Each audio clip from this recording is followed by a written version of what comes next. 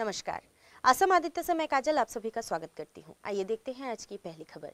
भारत में स्वतंत्रता संग्राम के महानायक और जय हिंद का नारा देने वाले सुभाष चंद्र बोस की जयंती हर साल 23 जनवरी को मनाई जाती है। आज उनके 125वें जन्म दिवस को नेताजी सुभाष चंद्र बोस जयंती के रूप में मनाया जा रहा है। सुभाष चंद्र बोस का जन्म 23 जनवरी 1897 को उड़ीसा के कटक में हुआ था। नेताजी को भारतीय राजनीतिक व्यवस्था में उनके खास योगदान के लिए जाना जाता है। भावभीनी श्रद्धांजलि। अब बढ़ते हैं अगली खबर की ओर। मंगलदोई जिले के रहने वाले गौरी शंकर कलिता ने प्रकृति संरक्षण, पौधेरोपण एवं रक्तदान को लेकर जागरूकता फैलाने हेतु पद यात्रा शुरू किया है। कल वे अपने हाथों में राष्ट्रीय ध्वज लेकर 4000 किलोमीटर पैदल चलकर सत्र नगरी माजुली में उपस्थित हुए। मंगलदोई जिले के एक व्यक्ति हाथों में राष्ट्रीय ध्वज लेकर 4000 किलोमीटर पैदल चलकर सत्रभूमि माजुली में उपस्थित हुए। इस शख्स का नाम है गौरी शंकर कलिता। प्रकृति संरक्षण, धरती पर पौधेरोपण और मनुष्यों के हित के लिए रक्तदान करने के इरादे लेकर पैदल ही दुनिया की यात्रा करने का मन बनाया है इस शख्स ने। 30 दिसंबर 2019 को पैदल चलकर भारत भ्रमण करने के इरादे से असम से दिल्ली तक पैदल चलकर 2 महीने के अंत में वे 1 मार्च 2020 को दिल्ली पहुंचे थे। हालांकि 25 मार्च तक देश के राष्ट्रपति एवं प्रधानमंत्री के साथ साक्षात्कार हेतु उन्होंने इंतजार किया था, पर कोविड कालीन माहौल के चलते वे इन दोनों से मिल नहीं पाए। बाद में कोविड परिस्थिति के चलते वे घर वापस आकर अपनी जन्म जिला दरंग में ही समाज सेवा जैसी कार्यों में लग गए। लेकिन प्रकृति संरक्षण और रक्तदान के प्रति जागरूकता के साथ पुनः 24 दिसंबर वर्ष 2021 को असम भ्रमण की इच्छा लेकर दरंग जिले के गौरी शंकर कलिता फिर से निकल पड़े। दरंग जिले से पैदल चलते हुए वे कल शाम कमलाबाड़ी घाट से होते हुए सत्रपीठ माजुली में पहुँचे। फिलहाल वे 12 जिलों के करीब 4000 किलोमीटर तक पैदल चलकर माजुली पहुंचे हैं। रक्तदान करे, पेड़ पौधे लगाए एवं प्रकृति की रक्षा करे आदि जैसे संदेशों के साथ ये व्यक्ति प्रदेश भर में अपना पद यात्रा चला रहे हैं। अभिनंदन कृतज्ञता श्रद्धा ज्ञापन करिছোঁ और लगते অসম सरकार तथा অসমৰ আৰক্ষীসকললৈ মই আন্তৰিক অভিনন্দন কৃতজ্ঞতা জনাইছোঁ। আৰু এইখিনিতে সঞ্চালক অসম আৰক্ষী সঞ্চালক ভাস্কৰজ্যোতি মহন্ত ছাৰক কৰিছোঁ, কাৰণ তেওঁৰ যি মোৰ প্ৰতি আন্তৰিকতা, তেওঁৰ যি সহায়, এই সহায়ৰ বাবে আন্তৰিক ধন্যবাদ কৃতজ্ঞতা যাচিছোঁ। আৰু লগতে মোৰ দৰং জিলাৰ আৰক্ষী অধীক্ষক সুশান্ত বিশ্ব শৰ্মা ডাঙৰীয়াদেৱৰ লগতে মুখ্যমন্ত্ৰী মহোদয় আৰু বিধায়ক মহোদয় চিপাঝাৰ সমষ্টিৰ সকলোলৈ মই আন্তৰিক অভিনন্দন শ্ৰদ্ধা জ্ঞাপন কৰিছোঁ। আৰু এই যাত্ৰাটো সম্পৰ্কে অৱশ্যে ইতিমধ্যে আপোনালোকে জ্ঞাত যে 2019 চনৰ 30 ডিচেম্বৰত মই দিল্লীলৈকে পদযাত্ৰা কৰিছিলোঁ আৰু সম্পূৰ্ণ 2 মাহৰ অন্তত দিল্লীৰ পদযাত্ৰা অন্ত পেলাইছিলোঁ 1 মাৰ্চত। আৰু 1 মাৰ্চৰ পৰা 25 মাৰ্চলৈ মই অপেক্ষা কৰিছিলোঁ প্ৰধানমন্ত্ৰী তথা ৰাষ্ট্ৰপতিৰ লগত সাক্ষাতৰ বাবে।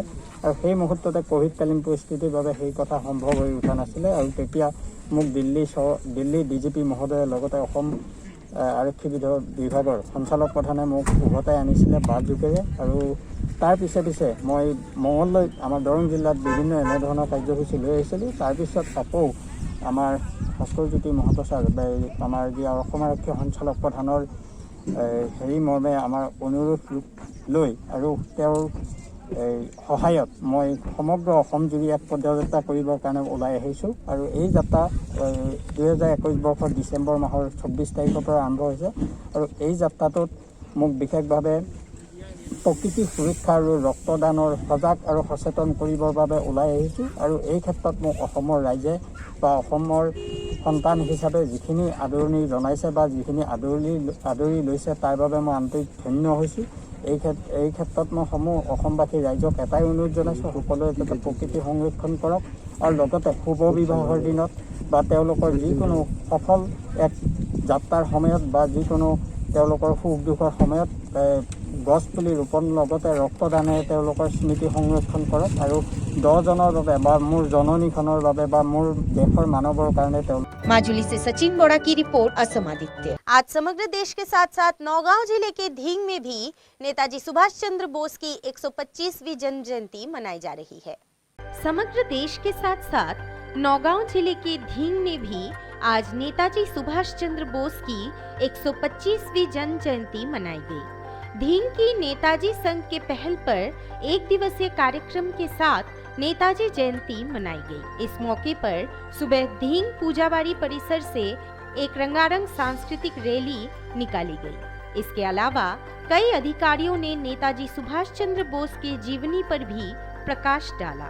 25তম নেতাজী জন্ম জয়ন্তী উপলক্ষে সদৌ অসম বাঙালী যুৱ ছাত্ৰ ফেডাৰেশ্যনৰ কেন্দ্ৰীয় সাধাৰণ সম্পাদক হিচাপে ঢিং আঞ্চলিক কমিটিৰ সহযোগত আৰু নেতাজী ক্লাবৰ উদ্যোগত আজি নেতাজী জন্ম জয়ন্তী উলহ মালহেৰে উদযাপন কৰা হয়।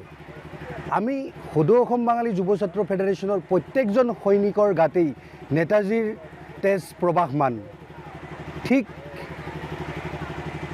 একেদৰেই আমাৰ ঢিং নেতাজী ক্লাবৰ প্ৰত্যেকজন সৈনিকৰ গাতেই নেতাজীৰ তেজ প্ৰবাহমান। আমি নেতাজী যে অক্লান্ত বীৰ যোদ্ধা সেই উদ্দেশ্যৰে আমি নেতাজীৰ জন্ম জয়ন্তীটোহে পালন কৰিব পাৰোঁ। আমি মৃত্যু দিনটো পালন কৰিব নোৱাৰোঁ, কাৰণ নেতাজীৰ কোনোদিনে মৃত্যু হোৱা নাছিল। এটা কথা ঠিক, আপোনালোকে নামৰ শেষত যি লগাব পৰা যায়, যেনেকৈ ধৰক মহাত্মা গান্ধী জি, নেহেৰু জি, কিন্তু নেতাজী হোৱা নাযায়। গতিকে এই মহান ব্যক্তিজনক আজিৰ এই দিনটোত আমি গোটা ভাৰতবৰ্ষ তথা আন্তৰ্জাতিক মহলতো খুব উলহ মালহেৰে এই দিনটো উদযাপন কৰা হয়। ধন্যবাদ। बटद्रवा से जुएलुद्दीन की रिपोर्ट, असम आदित्य। और अब समय है देश दुनिया के इतिहास में आज यानी कि 23 जनवरी की तारीख पर दर्ज अन्य महत्वपूर्ण घटनाओं के बारे में बताने की। आज के दिन सन 1664 में शिवाजी के पिता शाहू जी का निधन हुआ था। 1793 में ह्यूमन सोसाइटी ऑफ फिलाडेल्फिया का गठन हुआ था। 1849 में एलिजाबेथ ब्लैकवेल मेडिकल डिग्री हासिल करने वाली पहली अमेरिकी महिला बनी थी। 1897 में भारत में ब्रिटिश शासन के खिलाफ क्रांति का बिगुल फूंकने वाले नेताजी सुभाष चंद्र बोस का जन्म कटक में हुआ था। 1913 में तुर्की की सैनिक क्रांति में नाजिर पाशा मारे गए थे। 1920 में प्रथम विश्व युद्ध के अपराधी के रूप में जर्मनी के विलियम द्वितीय को मित्र देशों के हवाले करने से हॉलैंड ने इनकार किया था।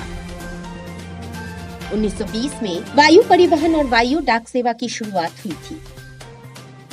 1926 में महाराष्ट्र की राजनीति की नब्ज समझने वाले बाल ठाकरे का जन्म हुआ था। उन्होंने क्षेत्रीय दल शिवसेना का गठन किया और सत्ता के गलियारों तक रास्ता बनाया था। 1965 में दुर्गापुर इस्पात संयंत्र ने काम करना शुरू किया था। 1966 में इंदिरा गांधी भारत की प्रधानमंत्री बनी थी।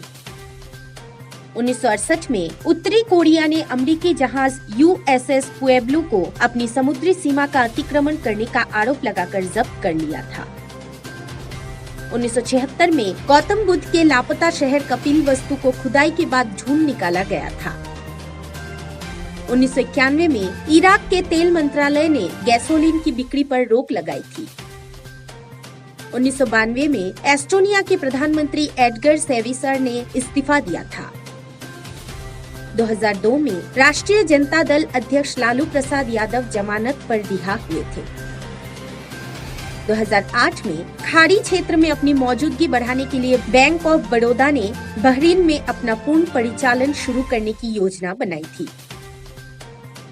2008 में अभियांत्रिकी company Larsen and Toubro limited की पश्चिमी एशिया से 1057 करोड़ रुपए का ऑर्डर मिला था। और आज ही के दिन सन 2009 में फिल्मी और टेलीविजन कार्यक्रमों में धूम्रपान दृश्यों पर लगा प्रतिबंध समाप्त हो गया था। आज के लिए बस इतना ही। देखते रहिए असम आदित्य। नमस्कार।